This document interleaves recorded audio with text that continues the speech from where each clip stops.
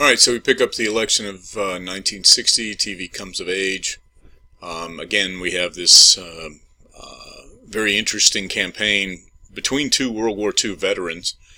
Nixon had been in the Navy, as had JFK. JFK had was wounded, and he had suffered back trouble for the rest of his life. In fact, he took painkillers quite a bit. He also had some sort of degenerative disease that affected him slowly throughout his life. But as you can see in this image, it's a very interesting debate, and it's really the first, it is the first true televised debate between two national presidential candidates that represented the two major parties. And when trying to figure out how to make this occur on TV, they used a form of the Lincoln-Douglas debates, which is actually how many debate competitions still run today. But it was a very interesting debate in that the people who watched it on TV, when polled later, were very much in favor of saying that Kennedy had won, while those who listened on radio believed that Nixon had won.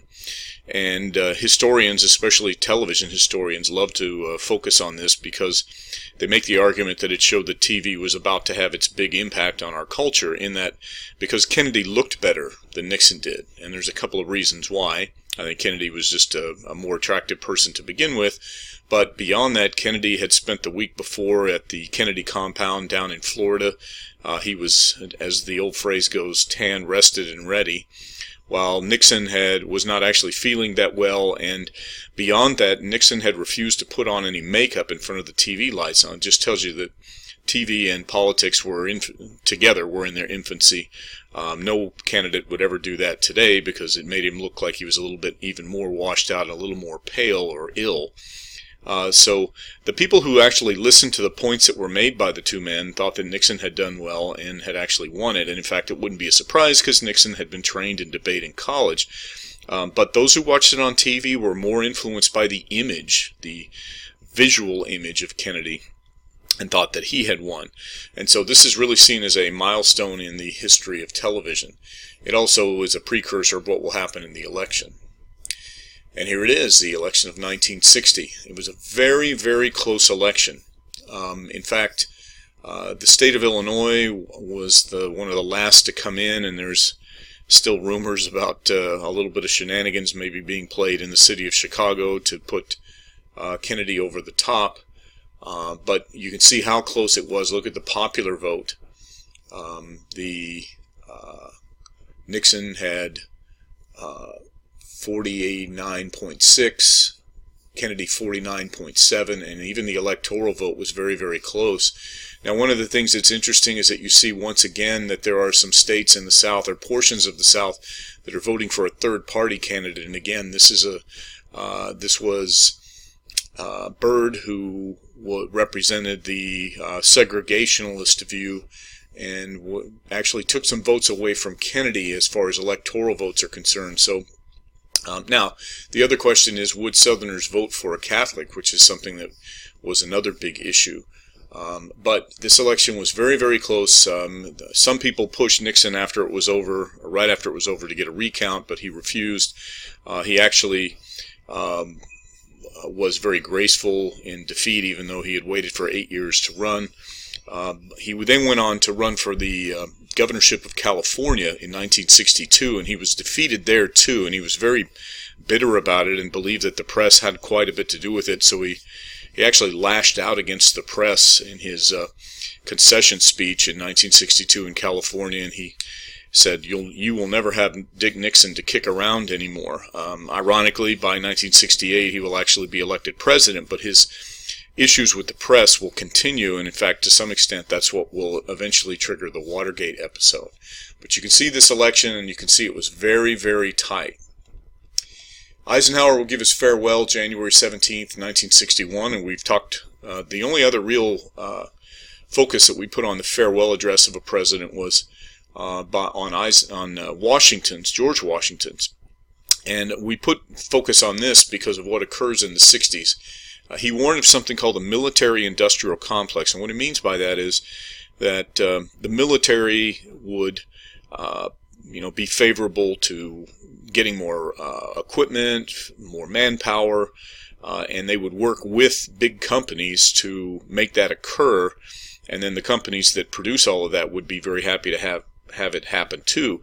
Now, interestingly, people will hit on this idea pretty hard once we get into Vietnam, and they're trying to figure out why we got in, and there will be the conspiracy theory that the so-called military-industrial complex got us into war. It's also interesting that Eisenhower would say this, since he was obviously a career military man, and he saw something there he didn't particularly like. He also warns that we must avoid the impulse to live only for today, plundering for our own ease and convenience the precious resources of tomorrow. Many people have looked at that in different ways. The idea of environmentalism, also the idea of the sense that the younger generation was living for today rather than living for the future. But Eisenhower stepped down, of course, and then John F. Kennedy will take the presidency. And that brings us to something that historians and the press at that point called Camelot. And they called the Kennedy presidency Camelot because it was the title of a very popular movie of the time about king and queen. And in a sense, John F. Kennedy and his wife, Jackie Kennedy, were sort of like a king and a queen for the United States. It was this young, beautiful family. You can see how attractive they are, two beautiful children. And so the press really latched on to these two as sort of a representative of the entire movement towards a new generation and a new way of doing things in the United States. First born in the 20th century, young, handsome, with his attractive wife and young children, represented the difference between the 20s and 60s, and that's the baby boom. Although he's not a baby boomer by any means, but he, being so young, and he was the second youngest man to ever be president. When TR took over for McKinley, he was actually younger, but Kennedy's actually the youngest man to be elected president, since Roosevelt was not elected to the office until 1904. So he was he was 46 or 7, I believe, at the time he was elected. So very young, telegenic, and he really seemed to represent an entirely new group of leaders in the country. The old leaders, and Eisenhower obviously looking sort of like the old grandfather. Kennedy a very different generation. It represented the idealism and promise. His programs he'll call the New Frontier, but his assassination in November of '63 is a historic dividing line. Following his assassination, things seem to kind of come apart in the country, triggering the anger of the new generation and the upheaval of the 60s. There'll be disillusionment by the younger generation.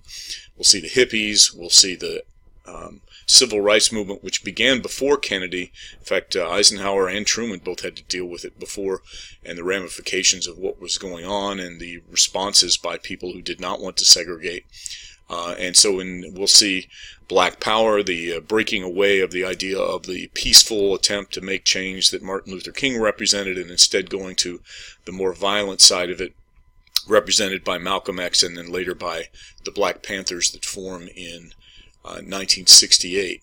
There'll be a sexual revolution, and it's very similar, as we talked about earlier in the course, to the one in the 1920s, just a different generation of people. You'll have young people who will just drop out of society and do nothing, and this is something that back in the Depression they had to do because there was nothing they could do, but now they choose to do that. And we'll see the women's liberation movement and the idea called feminism. And that leads us to JFK and foreign policy. Just a little sneak peek on that. The leader of the Soviet Union, Nikita Khrushchev, who took over after Stalin, will initially see Kennedy as being very young and very inexperienced. And he sort of believes that he can push Kennedy around, and initially he has some success. But as we'll see, the two men will actually take the world to the brink of really disaster, but then pull them away. And we'll see how everything plays out in Kennedy's administration, and of course up to his assassination in Dallas, November 22nd, 1963. So we'll pick up with that in the next segment.